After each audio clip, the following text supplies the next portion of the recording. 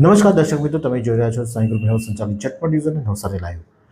નવસારી મહાનગરપાલિકા હદ વિસ્તારમાં ગઈકાલે જે પૂરની પરિસ્થિતિ નિર્માણ થયું હતું તેમજ ઠેર ઠેર જે પાણી ભરાયા હતા તેને લઈને અનેક નુકસાનોના ચિત્રો આજે સામે આવી રહ્યા છે, કારણ કે પાણી ઓસરી ગયા છે। અમુક વિસ્તારમાં પાણી બાકી છે, પરંતુ જ્યાં ઓસરી જાય છે ત્યાં વિવિધ નુકસાનોની સામે આવી રહી છે। નવસારીના છાપરાના વિસ્તારના દ્રશ્યો છે કે જ્યાં NFની ગલીમાં ભૂવો પડ્યો છે। રસ્તો નવો જ બનાવવામાં આવ્યો હતો પટેલ ફાર્મ પાસે, વડિયા ત્યાં આગળ ભૂવો પડ્યો છે। એક નહીં બે નહીં પણ આખી ગલીમાં જ આવા ભૂવા જોવા મળી રહ્યા છે, કારણ કે જે ત્યાં ગટર લાઈન નાખવાની કામગીરી કરવામાં આવી હતી અને ત્યારબાદ જે પુરાણ કરવાનું છે, પુરાણ વ્યવસ્થિત કરવાને લઈને આ રસ્તો બેસી જવા પામ્યો છે, ભૂવો પડી જવા પામ્યો છે અને વરસાદમાં આ રસ્તો ધોવાઈ પણ જવા પામ્યો છે। આ રસ્તો પરમેશ ડાયમંડ તે બાજુ જવાનો રસ્તો છે, ભૂતસા તેમજ અનેક વિસ્તારમાં Shubham park society Chhabra road તરફ જવાનો આ મુખ્ય માર્ગ છે। બાળકોને સ્કૂલો આવવા જવા માટે પણ આ જ રસ્તાનો ઉપયોગ થાય છે, ત્યારે તેમાં ભૂવો પડતા હાલાકી વેઠવાનો લોકોએ વારો આવી રહ્યો છે। તો અન્ય હવે તમને બીજો દ્રશ્ય બતાવીશું। નવસારીના મહિલા કોલેજની પાછળ આવેલો જે વિસ્તાર છે ત્યાં ગટર લાઇનનો સ્લેબ તૂટી જવા પામ્યો છે। અઠવાડિયાથી આ હાલતમાં છે અને તે લોકો અત્યારે હાલમાં જે સ્લેબ તૂટી ગયો છે તેને લઈને હાલાકી વેઠવાનો વાર આવી રહ્યો છે। મહિલા કોલેજનો પાછળનો વિસ્તાર એટલે કે આ લક્ષ્મી માતાના મંદિર પાસેનો આ વિસ્તાર કહેવામાં આવે છે અને ત્યાં ગટર પરનો સ્લેબ છેલ્લા કેટલા સમયથી તૂટી ગયો છે। વરસાદ આવે તો વરસાદના કારણે એમાંથી પાણી આવવાના કારણે લોકોના ઘરોમાં પાણી ભરાઈ જવા પામે તો રસ્તો પણ દેખાતો નહોતો અને તેવામાં કોઈ ગટરમાં પડી જાય તો જવાબદારી કોની, એ પણ એક પ્રશ્ન ઉઠી રહ્યા છે। આ ગટર જ્યાં છે ત્યાં રહીશો પણ આજુબાજુમાં રહે છે, ત્યાં નાના ભૂલકાઓ રમતા હોય છે, તેઓ કદાચ ગટર લાઈનમાં પડી જાય, ગટર હંમેશા ભરેલી રહેતી હોય છે અને તેમાં જો બાળકો પડી જાય તો તેની જવાબદારી કોણ રહેશે? આવા પ્રશ્નો સ્થાનિકો કરી રહ્યા છે। ત્યારે ત્યાં સ્થાનિક જે મહિલા છે રેખાબેન પટેલ શું કહી રહ્યા છે, આવો સાંભળીએ। આ અહીંયા વિસ્તારનું નામ છે મહિલા કોલેજના પાછળનો ભાગ, એમ મહાલક્ષ્મી મંદિરના પાછળનું ગણાય છે।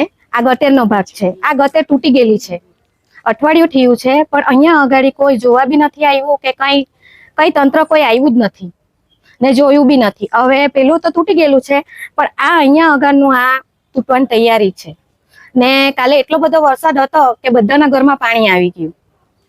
હવે આ ગટે તૂટેલી છે, ઘરમાં પાણી છે, અમે કેવી રીતના કઈ રીતના ચાલીએ કે શું કરીએ તે કશું કઈ ખબર જ નથી ને કોઈ હજુ લગીનમાં જોવા આવ્યું નથી। કાલે આટલો બધો વરસાદ હતો, આટલું પાણી ભરાયું, પણ કોઈ અહીંયા આવ્યું નથી જોવા માટે નગરપાલિકાને એટલી વિનંતી છે કે તમે આવો અને જોવો કે શું છે। તેટલું બી એ લોકો આવતા નથી કે જોતા નથી। હવે આ નાના નાના છોકરા છે અમારા, ક્યાં જઈએ?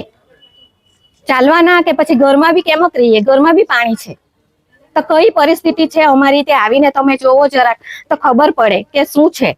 આ કાયમના માટે આ અહીંયા આગળ પાણી ભરાય છે। તો મહિલાઓની માંગ છે કે આટલી ગટર તૂટી છે, વારંવાર રજૂઆતો કરી છે, કોઈ જોવા સુદ્ધા નથી આવ્યું અને તેને લઈને મહિલાઓમાં રોષ વ્યાપ્યો છે અને કોઈ મહિલા વહેલી તકે આવે અને જે ગટરનો સ્લેબ તૂટી ગયો છે તેને નવો બનાવવાની તજવીજ હાથ ધરવાય તેવી માંગ ઉઠવા પામી છે। ત્યારે અન્ય એક મહિલા શું કહી રહી છે, આવો સાંભળીએ।